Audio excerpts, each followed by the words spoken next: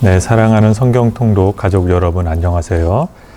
성경을 많이 읽으면 읽을수록 하나님의 마음을 이해하고 또 그 마음을 품는 우리 성경 통독 가족 되시기를 우리 예수님의 이름으로 축원합니다.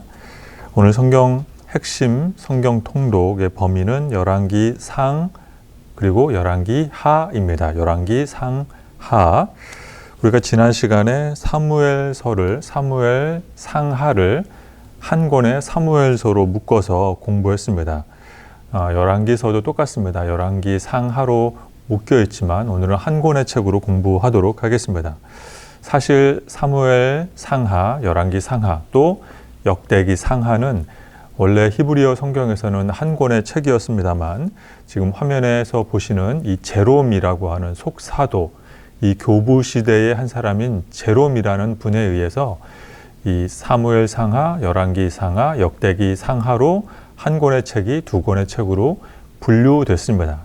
이 제롬에 의해 나누어진 이 성경 분류법을 지금 오늘날의 현대 성경들이 따르고 있는 것입니다. 원래 이 제롬이 유명한 이유는 이 교부인 제롬은 히브리어 성경을 헬라어로 번역한 최초의 사람이기 때문입니다. 그래서 히브리어 성경을 헬라어로 번역한 이 제롬의 번역본 성경을 흔히 불가타 버전, 불가타 혹은 70인역 성경이라고 말합니다. 그래서 70인역 성경 이 순서에 따라서 사무엘 상하, 역대기 상하, 열왕기 상하 한 권의 책을 두 권으로 우리가 공부를 또 그렇게 성경을 읽고 있습니다. 그 기준을 오늘날에 우리가 따르고 있습니다. 그러나 오늘은 역대기 상하, 이제 다음 시간에 역대기 상하를 한 권의 책으로, 지난 시간에는 사무엘 상하를 한 권의 책으로, 오늘은 열왕기 상하를 한 권의 책으로 공부하도록 하겠습니다. 열왕기 상하에 나타난 핵심 성경 통독, 그 핵심은 하나님 나라는 소망의 나라라는 점입니다. 열왕기 상하, 열왕기서에 나타난 핵심 성경 통독, 하나님 나라의 핵심은 하나님 나라는 소망의 나라가 된다라는 점입니다. 우리는 흔히 열왕기서의 최초의 저자를 예레미야라고 말하기도 합니다. 또 그 기록 장소는 정확히 알기는 어렵지만 그 기록 연대는 바벨론 제국에 의해서 남유다가 완전히 멸망된 이후 혹은 바벨론 포로가 다 끝난 이후에 이 열왕기 상하가 기록됐다라고 보고 있습니다. 먼저 이 열왕기서, 열왕기 상하의 구조를 한번 살펴보도록 하겠습니다. 그래서 열왕기서는 방금 말씀드린 것처럼 하나님 나라는 소망의 나라가 된다는 것을 강조하는 책입니다. 왜 소망의 나라가 되는지, 또 열왕기서에 나오는 선지자들이 어떤 면에서 이 하나님 나라가 소망의 나라라고 말하는지 오늘 강의를 통해서 또 귀담아 들어보시고 또 우리 성경 통독 가족 여러분들께서 성경을 읽으실 때도 그 점을 염두에 두고 읽어보시면 큰 도움이 되리라 생각을 합니다. 먼저 열왕기상 1장에서 11장까지는 이제 다윗, 솔로몬 시대까지의 이스라엘 국가, 히브리 민족의 국가가 하나의 국가였던 시대를 말하고 있습니다. 그래서 1장에서 11장까지가 이제 솔로몬 시대까지 하나의 통일왕국이었다가 이제 12장부터 마지막 22장까지는 이제 하나의 왕국이 남유다, 북이스라엘로 분열되는 그런 모습이 나옵니다. 그래서 남유다는 르호보암, 북이스라엘은 여로보암이 왕이 되어 이제 각각의 나라를 통치를 하게 되고, 또 12장에서 마지막 22장에 보면 이제 남유다의 왕, 북이스라엘의 왕들이 번갈아 가며 나오며 그들의 모습을 성경에서 기록하고 있습니다. 열왕기 하로 넘어가면 열왕기 하 1장에서 이제 17장까지는 이제 북이스라엘 왕국, 또 남유다의 모습도 물론 나옵니다만 이제 17장에서 기원전 732년 혹은 722년경에 멸망한 북이스라엘의 모습이 이제 17장에서 나오고, 열왕기하 18장에서 마지막 25장에 가면 이제 하나 남은 남유다 왕국도 멸망하는 그런 모습을 성경에서 기록을 하고 있습니다. 사실 우리가 열왕기서를 볼 때마다 헷갈리는 이유 중에 하나는 이 남북 왕국의 이 왕들의 이름 때문이기도 합니다. 그래서 열왕기서를 볼 때는 사실 이 왕들의 활동, 왕들의 이름을 주목하기보다는 조금 더 열왕기서를 쉽게 이해하는 방법 중에 하나는 선지자들의 활동을 중심으로 살펴보는 것입니다. 실제로 과거에는 열왕기서가 역사서에 분류되기도 했습니다. 사무엘상하, 열왕기상하가 역사서에 들어가는 역사서에 포함되기도 했지만 오늘날에는 성경 66권을 분류할 때 열왕기서를 역사서로 보지 않고 선지서로 분류한다라는 것입니다. 그래서 그런 특이한 점을 염두에 두면서 우리가 열왕기서를 읽으실 때 왕들의 이야기로 보면 이것이 역사서의 관점에서 보지만 선지자들의 활동에서 보면 이것은 예언서, 선지서의 분류에 포함될 수 있다라는 것입니다. 그래서 열왕기서를 볼 때 선지자들이 어떤 활동을 했느냐라는 것을 핵심에 두고 또 선지자들의 말씀을 염두에 두고 핵심에 두고 이 열왕기서를 읽어보면 이해하는 데 큰 도움을 받을 수 있습니다. 그래서 이 하나님 나라의 관점에서 이 성경을 좀 색다르게 분류한다면 이제 시가서는 우리가 잘 아는 것처럼 시편, 애가, 아가가 있습니다. 시편, 애가, 아가서. 또 지혜 문학을 분류하자면 그 중에서도 욥기, 잠언, 전도서라고 분류할 수가 있습니다. 그런데 이제 역사서는 이제 룻기, 다니엘, 에스더. 그래서 이 다니엘이 역사서에 들어간다는 거. 그리고 역대기, 상하, 에스라, 느헤미야. 그래서 이런 룻기, 에스더, 다니엘이 좀 특이하죠. 에스라, 느헤미야, 역대기, 상하. 이런 것들은 역사서로 우리가 분류하는 게 이해가 됩니다. 그런데 이제 오늘날의 관점에서는 사무엘 상하와 열왕기 상하가 역사서가 아니라 예언서로 보는 학자들도 굉장히 많다라는 것입니다. 또 대선지서 3권, 소선지서 13권이 있습니다. 그래서 선지서를 왜 대선지서, 소선지서로 분류하냐면 어떤 선지자의 활동이 훌륭하고 어떤 선지자의 활동은 미비해서가 아니라 그들이 남긴 문서의 분량에 따라서 대선지서, 소선지서로 나누는 것입니다. 그래서 선지자들이 남긴 문서의 분량이 많은 예레미야, 또 이사야, 에스겔 같은 경우는 대선지서라고 분류를 하지만 그 외에 호세아라든지 미가, 아모스, 말라기까지의 선지자들은 이제 분량이 상대적으로 적기 때문에 소선지서라고 분류를 합니다. 이 특이한 점은 이제 사무엘 상하와 열왕기 상하가 예언서에 들어가 있다라는 것입니다. 그래서 예언자들의 활동을 중심으로 이 열왕기 상하를 읽어보시기를 추천해 드립니다. 또 하나 우리가 이제 이 열왕기 상하를 볼 때 아까 말씀드린 것처럼 이제 헷갈리는 이유 중에 하나가 이 낯설고 생소한 왕들의 이름이 대거 등장하기 때문입니다. 그래서 잘 보이시지 않을 수도 있습니다만 일단은 제가 이 왕들의 이 이름을 한번 쭉 이렇게 한번 적어와 보았습니다. 그래서 여기 보시면 이제 르호보암부터 마지막 시드기야까지 이제 남유다의 왕조입니다. 근데 여기서 보시면 이제 이 많은 왕들을 우리가 다 알아야 되느냐? 사실 그럴 필요는 없다라고 하는 중요한 몇몇의 왕들을 알면 됩니다. 일단은 솔로몬 이후에 솔로몬의 자녀였지만 이 국가를 반토막 내는데 일조를 한 르호보암, 쭉 이제 넘어가서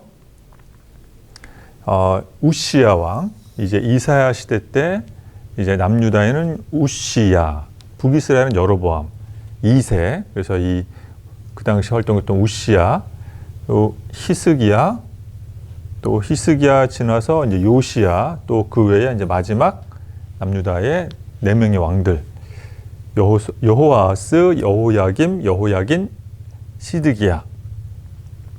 요 정도의 왕들만 어느 정도 알고 계시면은 성경을 읽으실 때 불편함이 없다라는 것을 또 말씀을 드립니다.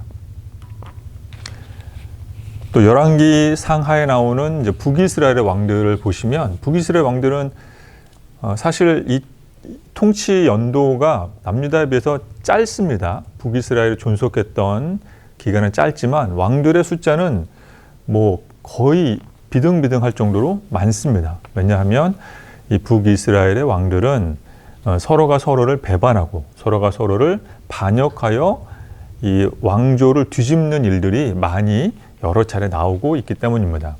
그래서 이 열왕기서에 나타나는 북이스라엘의 중요 핵심 왕들은 이 여로보암 1세 정도를 아시면 되고, 아합 왕, 참고로 이제 예수님이 시므리와 오므리 말씀하셨던 시므리와 오므리가 북이스라엘 왕, 그 다음이 아합 왕, 엘리야, 엘리사와 대결을 펼쳤던 아합, 그 다음에 이제 이 블레셋 그 선지자들을, 이방의 선지자들을 처단했던 예후, 엘리사에 의해, 정확하게는 엘리사의 제자에 의해 기름 부어 왕이 된 예후, 그 외에 중요한 이제 여로보암 2세가 있습니다.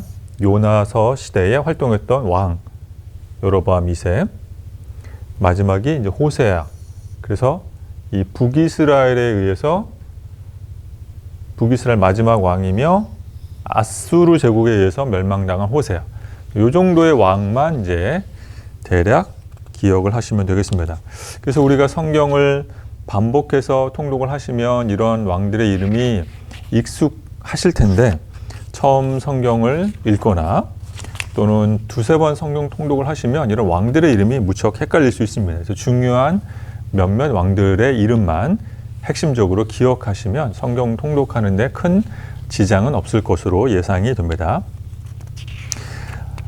반복해서 말씀드리지만 열왕기서는 이제 역사서라기보다는 예언서로 분류할 수가 있습니다. 오늘날에는 예언서로 분류를 하면서 이 열왕기서에 나오는 선지자들의 활동을, 그들의 활약상을 주목해 보면 열왕기서를 읽을 때 새로운 관점이 열리게 되고 통찰력을 얻게 되고 조금 더 성경을 중요한 핵심적인 것들만 우선순위에 두면서 이해할 수가 있습니다. 이 열왕기서에 나오는 이제 선지자들을 한번 간단하게 좀 설명을 또 드리겠습니다. 열왕기서에는 총 12명의 선지자가 나옵니다. 12명의 선지자가 나옵니다. 그래서 이 선지자들을 중심에 두고 그와 연관된 왕들의 이야기라고 이렇게 이해해 보시면 되겠습니다. 먼저 열왕기서에 나오는 첫 번째 선지자는 나단 선지자입니다. 다윗 시대부터 활동했던 선지자 나단입니다.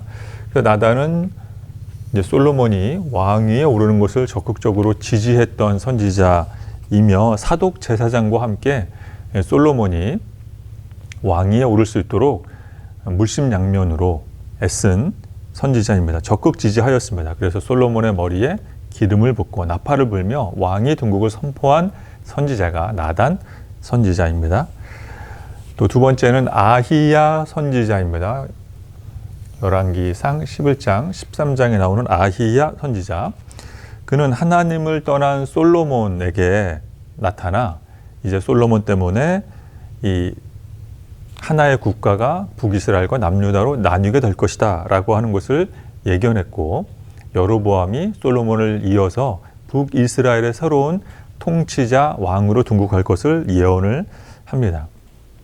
그래서 이 남북 왕국의 분열이 하나님의 뜻이었다라고 하는 것을 솔로몬에게 알려준 선지자가 아히야 선지자입니다. 그리고 아히야 선지자는 이제 11장에 등장했다가 12장에서는 사라지지만 13장에 다시 한번 나오게 됩니다. 그래서 하나님의 은혜로 북이스라엘의 왕이 된 여로보암 1세가 자신의 아들이 이제 죽을 병에 걸리자 부인을 시켜서 이제 앞을 보지 못하는, 연로하여 시력이 약해져서 앞을 보지 못하는 아히야에게 찾아가 이제 죽을 병에 걸린, 불치병에 걸린 아들이 어떻게 될 것이냐, 아들의 미래에 대해서 알려달라고 이제 찾아가게 만듭니다.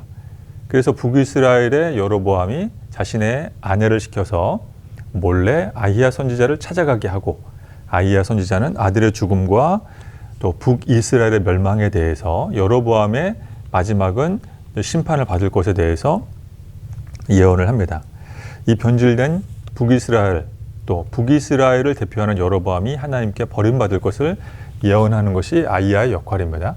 스마야 선지자가 나옵니다. 열왕기상 12장. 그래서 이제 하나의 국가가 두 개의 나라로 나뉘면서 르호보암과 여로보암은 왕으로 재위하던 시절에 반복해서 서로 싸움을 주고 받습니다. 전쟁을 주고 받는데 르호보암이 군대를 일으켜서 이제 북이스라엘로 진군하려고 할 때 여로보암이 왕이 된 지 얼마 되지 않아서 아직 나라가 채 정비가 되지 않고 어수선한 상황에 이 르호보암이 먼저 군대를 이끌고 가 북이스라엘을 침공하려고 했을 때 그것을 막아선 사람이 스마야 선지자입니다. 그래서 스마야 선지자는 이제 남북 왕국으로 나뉜 것은 그것은 어떤 여로보암 혼자의 독단적인 그런 항명이 아니라 하나님의 뜻이었다라고 하는 것을 르호보암에게 말해주며 르호보암이 회군하도록 일조하는 역할을 스마야 선지자가 하게 됩니다.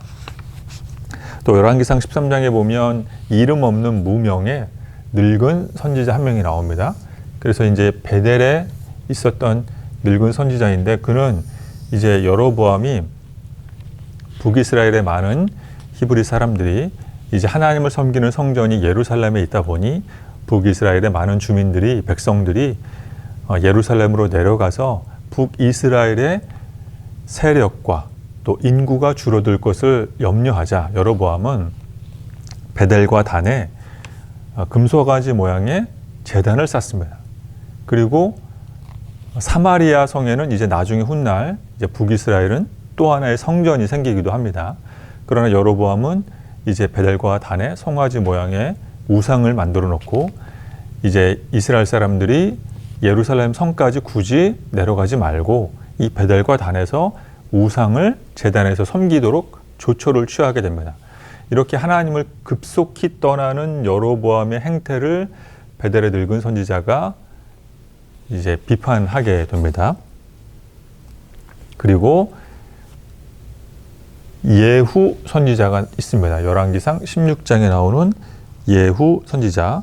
그는 이제 북이스라엘의 바하사 왕을 비판할 때 나오게 됩니다.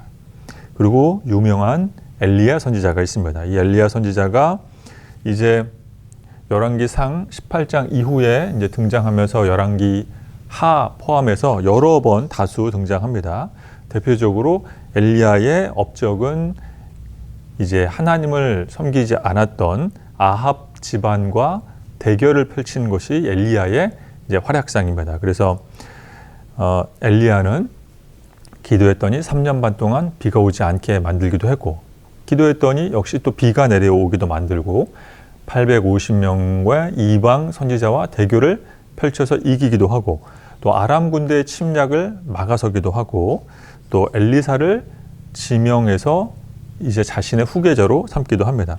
또 로뎀나무 아래서 하나님의 그런 회복과 치유의 역사를 경험하기도 하고 또 세미한 음성을 들은 선지자가 엘리야입니다. 무엇보다 이제 불병거를 타고 불말이 이끄는 불병거를 타고 하늘로 승천한 선지자. 그래서 나중에 예수님께서 변화산에서 예수님의 모습이 변화될 때 그때 한편에 모세, 한편에 엘리야가 나오는데 모세는 선지자 대표로 모세는 제사장 대표로 모세는 제사장 대표로 엘리야는 선지자 대표로 이제 예수님을 만나게 되는데 그 선지자의 대표적인 이 모델 샘플이 이제 엘리야라고 말씀드릴 수 있습니다. 그래서 조금 더 정확하게는 불말이 이끄는 불병거를 타고 회리바람이 그 불병거를 하늘로 올려가서 그래서 엘리야가 만약에 회리바람만 탔다면 그는 공중에서 산산조각이 났을 텐데 하나님의 배려로 불병거를 타고 불말이 이끄는 불병거를 타고 회리바람의 그 기류의 편승에 하늘로 올라간 죽지 않고 바로 하늘로 승천한 선지자가 엘리야 선지자입니다. 그래서 대표적으로 성경에 보면 이 엘리야 또는 엘리사 바로 이 사람들이 하나님의 사람이다 라고 성경에서 기록하고 있습니다. 하나님의 사람이다. 이 하나님의 사람이라고 하는 이 표현이 참 이 특별하고 또 주목해 볼 만한 표현입니다. 하나님의 사람, 성경에서는 천사를 가리켜 하나님의 사람이라고 말하기도 합니다. 또는 사무엘을 가리켜 하나님의 사람이라고 말하기도 합니다. 그러나 열왕기서에서는 이제 엘리야, 엘리사가 주로 하나님의 사람이다라고 성경에서는 기록하고 있습니다. 그 다음 미가야 선지자가 있습니다. 이제 미가야 선지자는 열왕기상 22장에 나오는데, 이제 미가야 선지자는 그 당시 이제 북이스라엘과 남유다의 대표적인 숙적이었던 아람 군대, 이 아람 군대를 무찌르기 위해서 북이스라엘과 남유다가 잠시 동맹을 맺은 적이 있습니다. 그때 이제 미가야 선지자가 이제 북이스라엘과 남유다 왕 앞으로 부름 받고 나와서 이 아람 군대와의 싸움의 결과가 어떻게 될 것이냐라고 왕들의 이 질문을 받습니다. 그때 이 미가야 선지자가 한 유명한 말이 있습니다.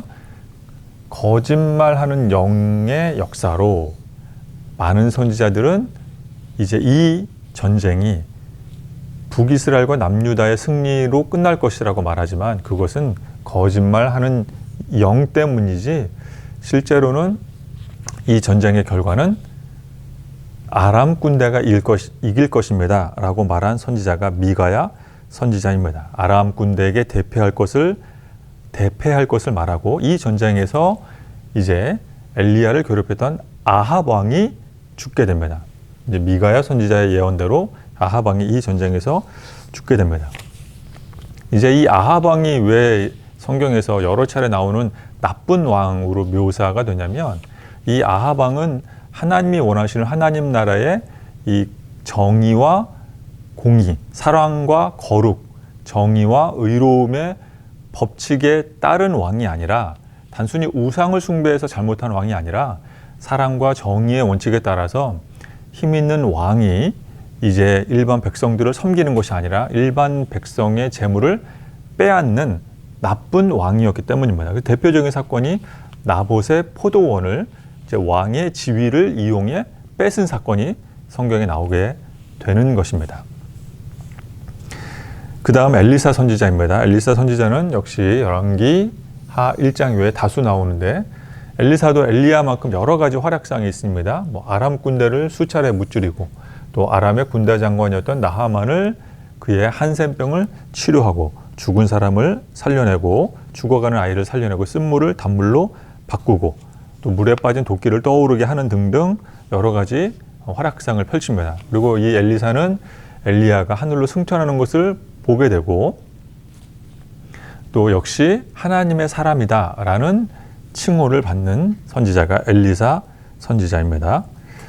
또 그 외에 열왕기하 9장에 보면 젊은 청년 선지자가 나옵니다. 그는 엘리사의 제자입니다. 그래서 그는 엘리사의 명을 받들어 예후에게가 기름을 붓습니다. 그래서 예후는 이제 하나님의 약속대로 4대까지, 그의 후손 4대까지 북이스라엘의 왕이 됩니다. 4대까지 북이스라엘을 다스리는 이제 가문을 이루게 됩니다.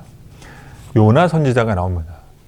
요나 선지자, 열왕기하 14장에 나오는 요나, 여러분 잘 아시죠? 큰 물고기의 뱃속에 들어갔던 그 선지자 요나가 열왕기하 14장에도 나옵니다.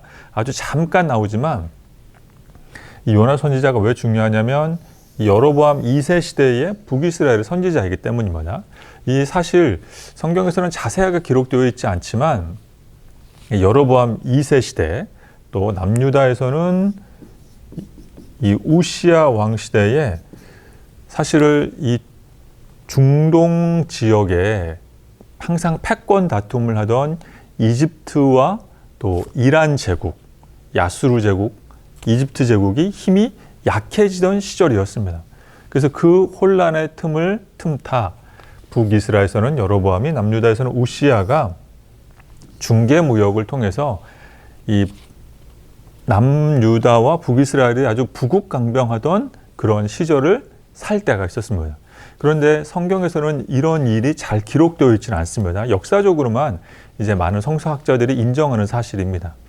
그런데 왜 성경에서는 이 일을 잘 기록하지 않냐면, 사실 다윗, 솔로몬 시대를 뛰어넘는 융성한 국가의 부와 군사적인 힘을 비축하던 시절이 이 여로보암 2세 시절인데, 왜 성경에서는 이 일에 대해서 그렇게 구체적으로 기록을 하지 않느냐면, 여로보암 2세나 이제 우시야 왕은 하나님을 잘 섬기지 않는 왕이었기 때문입니다. 그리고 이스라엘이 부국강병하는데 옆에서 일조한 선지자가 이제 요나 선지자가 되겠습니다. 유명한 이사야 선지자가 열왕기하 19장 이하에 나옵니다. 그래서 열왕기하 17장에 보면 아수르 제국이 북이스라엘을 멸망시키고, 그래서 이 북이스라엘이 멸망당하는 것을 히스기야가 왕위 재위 시절에 이것을 히스기야는 보게 됩니다. 그래서 히스기야는 평생 아수르와의 싸움에 시달린 왕입니다. 그래서 히스기야는 이 아수르와의 싸움에 자신의 이제 이 재위 시절의 모든 것을 소비했던 왕입니다. 그래서 북이스라엘을 무너뜨린 아수르는 히스기야가 다스리는 남유다를 침공하게 되고, 이 일에 대해서 히스기야가 이사야를 통해 하나님께 기도 부탁을 했을 때 이제 이사야는 아수르 군대가 어떻게 패망하는지, 어떻게 아수르 군대가 이제 회군하여 이 침략 전쟁이 실패하는지를 예견한 선지자가 이사야 선지자입니다. 그리고 열왕기 상하 통틀어서 나오는 여성 선지자, 유일한 여성 선지자 훌다가 있습니다. 훌다. 이제 훌다 선지자는 아마 다 잘 아시는 것처럼 요시야 왕이 성경에서 다윗의 길을 걸어갔다라고 칭찬받는 요시야 왕이 성전을 수리공사할 때 그때 우연히 하나님의 은혜로 성경을, 율법책을 발견하게 됩니다. 이 율법책이 어떤 뜻이 있는가, 이 율법책의 해석을 훌다 선지자에게 맡기는데, 훌다 선지자가 이스라엘 민족이 이 율법서에 기록한 대로, 이 율법서는 이제 신명기 법전일 거라고 이제 많은 또 성서학자들이 말합니다. 이 신명기 말씀에 기록된 대로 하나님의 뜻을 섬기지 않기 때문에 아수르의 침공을 받고 또 여러 가지 어려움에, 내세의 위험에 처해 있습니다 라는 가르침을 요시야 왕에게 전달하게 됩니다. 그래서 요시야 왕은 대대적인 회개운동, 종교개혁운동을 펼치게 되는데, 그 배경은 이제 성전에서 발견한 신명기 말씀, 율법책과 훌다 여선지자의 가르침 때문입니다. 그래서 이 모든 신앙개혁운동의 단초를 제공한 선지자가 훌다 선지자입니다. 그래서 이 선지자들의 이런 활동들을 보면은 우리가 이제 이스라엘 왕들의 모습을 이해할 수가 있습니다. 먼저 선지자들의 활동을 보시고 또 선지자들을 중심으로 이스라엘 왕들을 묶어서 이해해 보시면 되겠습니다. 그래서 여기 보시면 이제 12명의 선지자들을 설명을 했습니다. 특별히 이 스마야 선지자는 이제 열왕기서에서 나오는 처음 하나님의 사람이라고 하는 처음 호칭을 받은 선지자이고, 또 베델의 늙은 선지자는 열왕기상 13장에 나오고, 또 마지막에 열왕기하 23장에도 보면 재차 나오게 됩니다. 열왕기하 23장에도 보면 그의 비석 이야기가 또 여기 나오기도 합니다. 대표적인 하나님의 사람 엘리야, 엘리사가 이렇게 나오게 됩니다. 그래서 이 열왕기서가 선지자들의 활동을 다루고 있는 책이다라는 것 다시 한번 말씀을 드립니다. 이제 왜 선지자들의 활동을 다룬 열왕기서가 소망의 책이 되는지 설명을 드리겠습니다. 오늘 강의 초반에 열왕기서에 나타난 하나님 나라의 핵심은 소망의 나라라고 말씀을 설명을 드렸는데, 그 이유는 바로 열왕기하 마지막 25장에 나오는 여호야긴의 석방 때문입니다. 여호야긴, 이제 남유다의 마지막 왕 요시야 왕의 아들 여호야긴, 이 사람의 바벨론 제국의 포로로 잡혀갔다가 이제 바벨론 제국의 감옥에서 석방된 이 사건이 이제 열왕기서는 소망의 책이다라는 근거가 되는 말씀입니다. 열왕기하 17장에 보면 이제 아수르 제국, 아시리아 제국이 기원전 732년, 722년경에 북이스라엘을 멸망을 시킵니다. 그리고 열왕기하 25장에 보면 이제 바벨론 제국이 남유다를 멸망을 시킵니다. 그런데 지난 시간에도 한 차례 설명을 드린 적이 있습니다만, 이제 하나님을 믿는 하나님의 백성의 심판의 도구로 사용된 바벨론과 아수르 제국은 다시 역사에 재등장하지 않습니다. 왜 하나님께서 하나님과 언약을 맺은 하나님의 백성 남유다와 이 이스라엘 제국을 멸망을 시켰냐면, 그들은 가나안 문화에, 하나님 나라 문화가 아니라 가나안 문화에 동화되어 가나안 사람들의 우상을 섬겼기 때문입니다. 단순히 우상을 섬긴 것이 문제가 아니라 우상으로 대표되는 가나안 문화, 즉 예를 들어 아합 왕이 나봇이라고 하는 중산층, 그 당시에 농경사회의 중산층의 포도원을 왕의 신분으로 억지로 뺏은 사건, 바로 이것이 가나안 문화였다라는 것입니다. 즉 하나님 나라의 가치관은 힘이 있는 지도자, 힘이 있는 강대국이 하나님의 정의와 하나님의 공의에 따라서, 사랑과 거룩의 원칙에 따라서 힘 있는 사람이 힘없는 사람을 섬겨주어야 하는데, 이제 열왕기 상하에 나오는 왕들의 모습은 가나안 문화를 그대로 답습하여 힘이 있는 왕이 중산층의 재산을 몰수해 자기 소유로 삼았다는 것입니다. 그 대표적인 사건이 바로 아합 왕의 나봇의 포도원을 탈취한 사건입니다. 그리고 이 일들은 아합이라고 하는 한 개인의 악행으로 끝나지 않고 여러 왕들이 그 일을 따라했으며, 또 그 일은 이제 북이스라엘과 남유다가 가나안 문화에 토착화되는, 가나안 문화를 그대로 학습하여 본받는 결과를 낳게 됐고, 이제 하나님 나라의 가치관대로 하나님을 왕으로 모시는 하나님 나라 백성이 아니라 가나안 문화에 동조된, 변질된 모습을 갖게 되자 이제 그들은 하나님께서 아수르와 바벨론을 사용해 심판을 하십니다.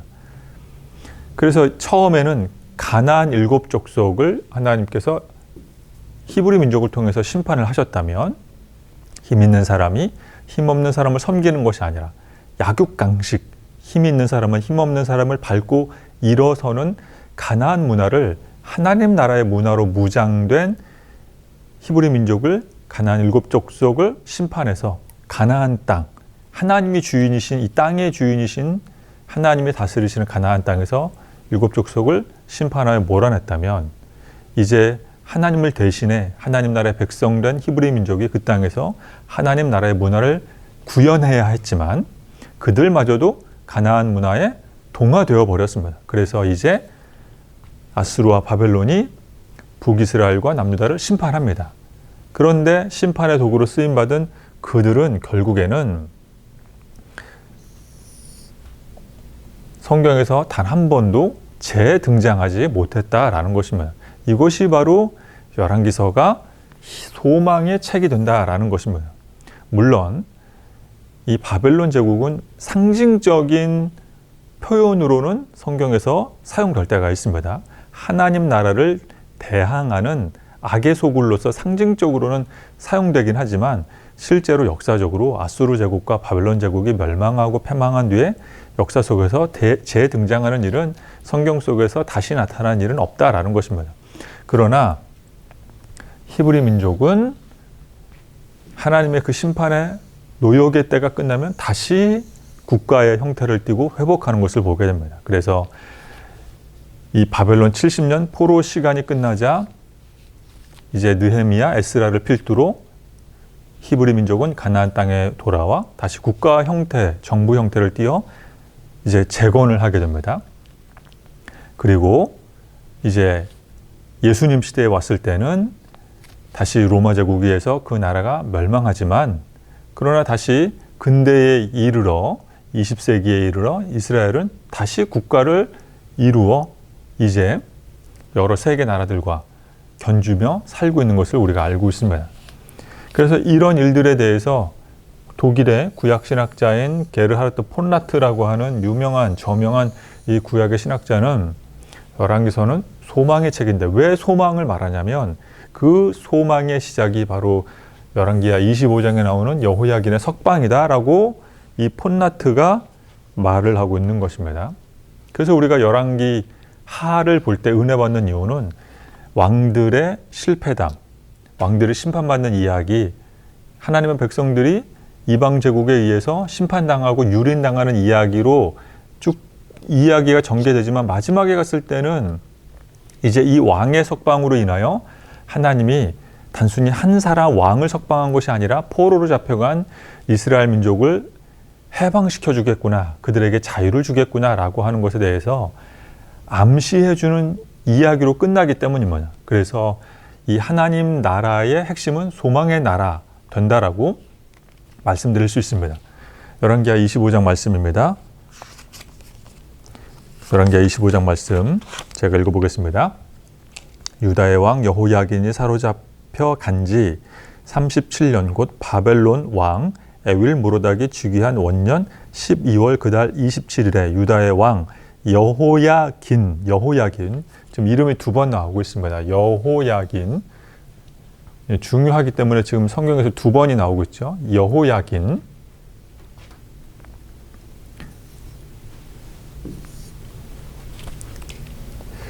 바벨론에서 여호야긴을 내놓아 그의 머리를 들게 하고 28절 그에게 좋게 말하고 그의 지위를 바벨론에 그와 함께 있는 모든 왕의 지위보다 높이고 29절 그 죄수의 의복을 벗게 하고 그의 일평생에 항상 왕 앞에서 양식을 먹게 하였고 30절 그가 쓸 것을 날마다 왕에게서 받는 양이 있어서 종신토록 끊이지 아니하였더라. 그래서 성경에 보면은 이제 열왕기하 25장뿐만 아니라 역대하 36장, 예레미야 52장에 보면 이제 남유다와 예루살렘 성 또 성전이 파괴되는 것이 자세히 기록되어 있습니다.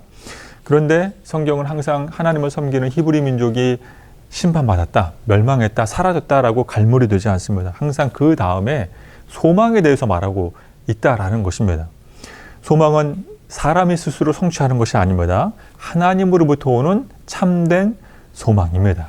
그래서 25장에 이 여호야긴의 석방으로 이 열왕기 상하 22장, 25장의 방대한 분량의 책이 끝맺음을 한다라고 말합니다.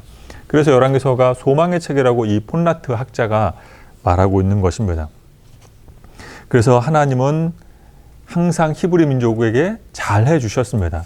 히브리 민족은 한결같이 하나님을 배반했지만 반대로 한결같이 하나님은 히브리 민족을 성실하게 사랑으로 품어주셨습니다. 그래서 70년 바벨론 노역의 세월이 끝나자 조상들의 땅 가나안 땅으로 히브리 민족은 돌아올 수 있었던 것입니다. 그래서 이 사건을 조금 보면은 다윗의 길을 따랐던 요시아가 종교개혁을 일으킵니다. 요시아는 성경에 보면 이제 4명의 아들이 있었다고 말합니다. 그 4명의 아들이 여호아스, 여호야김, 여호야긴, 또 시드기야가 있는데 이 시드기야 왕이 남유다의 마지막 왕입니다. 근데 요시아의 아들이었다라고 열왕기 하에서 말하지만 역대기서에서는 이제 요시아의 형제 여호야긴의 숙부라고 말하기도 합니다. 그래서 요시아의 막내 아들이었던 여호아스가 요시아가 이제 무기또 전투에서 바벨론 그 이집트 왕과 전쟁을 벌이는 이제 이 무기또 전투에 이제 나가게 됩니다. 그래서 이집트 제국이 이제 신흥 바벨론과 대항하려고 군대를 동원했을 때 요시아가 무기또 전투에서 이집트 군대와 대왕의 싸움을 이제 일으키게 됩니다. 이 무기또 전투가 나중에 신약으로 와서 아마게돈 전투의 모티브가 됩니다. 이 무기또라는 말이 아마게돈이라는 말과 같은 말입니다. 그래서 이 요시아 왕이 그 전쟁에서 전사하게 되고 8살에 왕위에 올랐던 요시아는 종교개혁을 펼쳤지만 전쟁터에서 사망하게 되고 요시아의 아들이었던 여호아스가 왕위에 오르지만 이제 이집트 왕에 의해서 3개월 만에 폐위가 되어 이는 이집트 땅으로 끌려가 거기에서 사망하게 됩니다.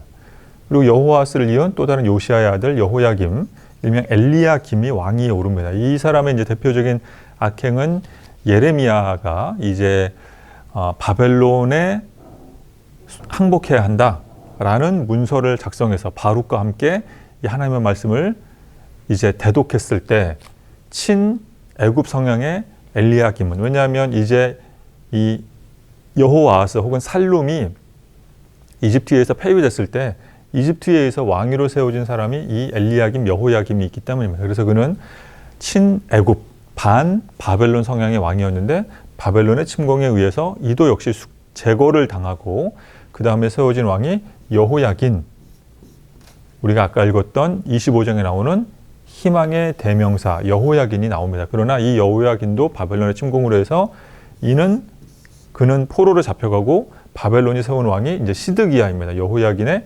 숙부라고 말하는 시드기야가 왕으로 되었을 때 이 시드기야는 호시탐탐 바벨론으로부터 남유다가 독립을 하려고 했었고, 그러나 바벨론이 침공하여 그는 두 눈이 뽑히고 그가 보는 앞에서 자녀들이 즉결 처형을 당하는 것을 보는 끔찍한 최후의 모습을 보이는 왕이 이제 시드기야 왕입니다.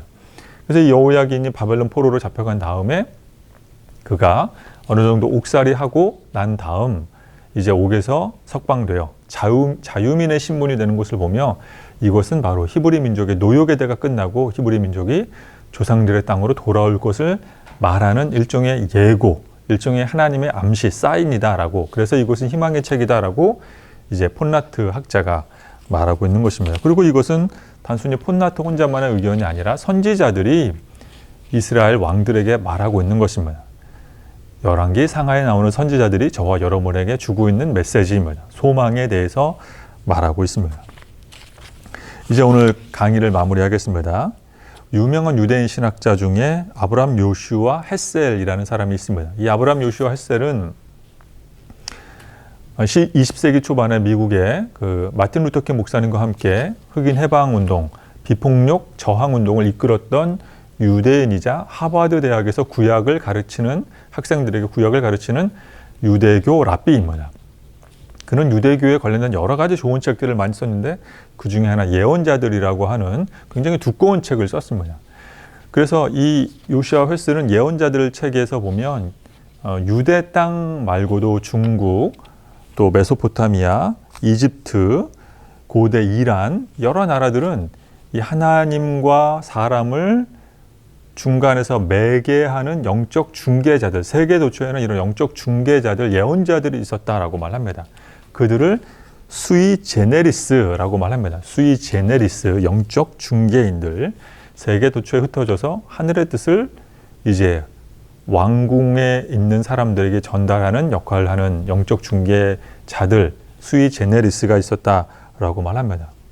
그런데 이 아브람 요슈아 햇셀은 이 두꺼운 예언자들 책에서 맨 마지막 15장에 보면 이스라엘의 예언자들은 다른 일반 세상의 중국, 이란 또는 이집트의 예언자들과 다른 면이 있었다라고 하는 것을 말하고 있습니다.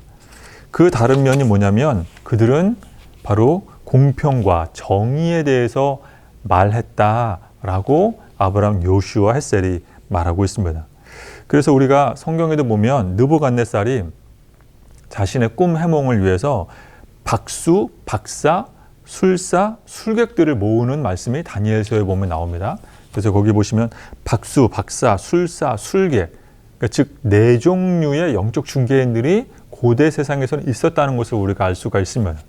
그런데 이 네 종류의 이 하늘과 땅을 연결하는 이들이 있을 때는 일종의 유일신 세상이었는데, 그런데 그 유일신 세상에서 유독 하나님의 뜻을 전달하는 사람들이 바로 히브리 민족의 예언자들이었다라고 지금 아브람 요슈아 햇셀이 이 두꺼운 책에서 결론적으로 말하고 있는 것입니다.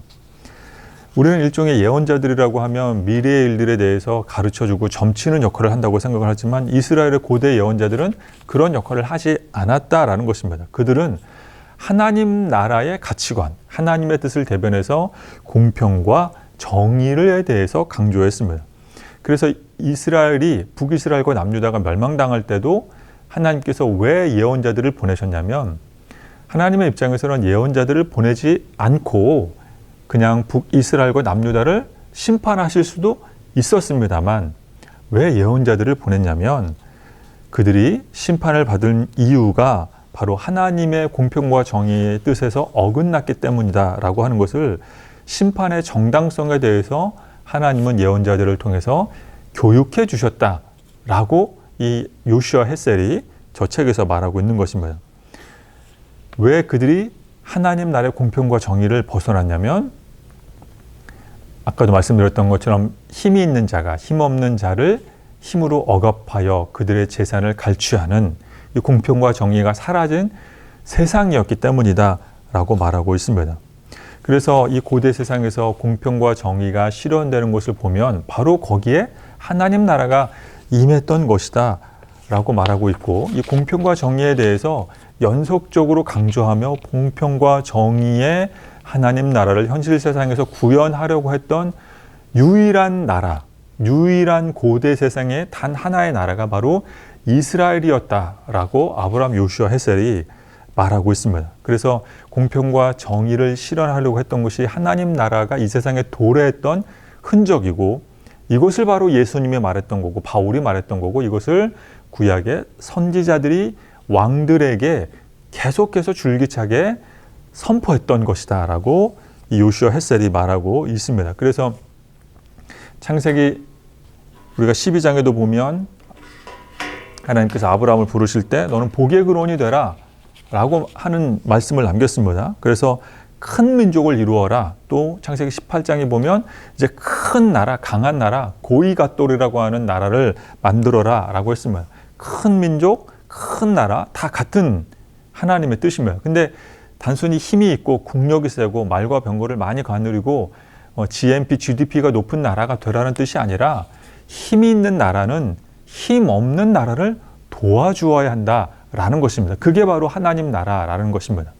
큰 교회는 작은 교회를 돕고, 도심에 있는 교회는 시골에 있는 무너져가는 교회를 돕고, 그래서 강대국은 약소국을 돕고, 부자는 가난한 사람들을 돕고, 힘있고 권력 있는 사람들은 힘없어 억울한 일을 당하는 사람들을 돕고, 이것이 바로 하나님 나라가 구현되는 것이다 라는 것을 선지자들은 이스라엘 유다의 왕들에게 계속해서 말했던 것입니다. 바로 그 나라가 아브라함적인 나라, 하나님의 나라, 하나님이 원하시는 나라, 그리고 그러한 삶을 사는 것을 하나님과 언약을 맺은 이스라엘 국가가 이루어내기를 원했다. 이것이 바로 예언자들의 핵심 메시지입니다. 그래서 공평과 정의를 왕을 상대로, 때로는 일반 대중들을 상대로 선언하였고, 또 그래서 왕뿐만 아니라 하나님 나라의 원칙에 따라서 살아가는 수많은 중산층들이 많이 있는 나라, 바로 그런 나라가 하나님의 나라가 이 땅 가운데 실현되는 나라라고 선지자들은 말했던 것입니다. 그래서 선지자들은 단순히 하나님의 뜻을, 하늘의 뜻을 왕들에게 말하는 어떤 영적 자문관이 아니라 이스라엘의 선지자들은 공평과 정의의 나라가 이 땅 가운데 왕을 통해서, 국가와 정부를 통해서 이 땅 가운데 실제로 등장하고 나타나는 것을 세계 열방 가운데 보여주기를 원하는 것이 하나님의 뜻이다 라고 하는 것을 강조하고 선언한 사람들이 바로 선지자였습니다. 그리고 그 선지자들의 활동이 열왕기 상하에 아주 구체적으로 다이나믹하게 잘 재미있게 기록되어 있습니다. 그러므로 사랑하는 여러분, 이제 열왕기 상하 말씀을 통독하실 때 이제 선지자들의 활동에 주목해 보시면서, 또 그들이 말하는 메시지에 귀 기울여 보시면서 하나님 나라의 백성답게 이 세상에서 왕 같은 제사장의 선한 영향력을 미치며 살아가는 우리 모두가 될 수 있기를 예수님의 이름으로 축원합니다.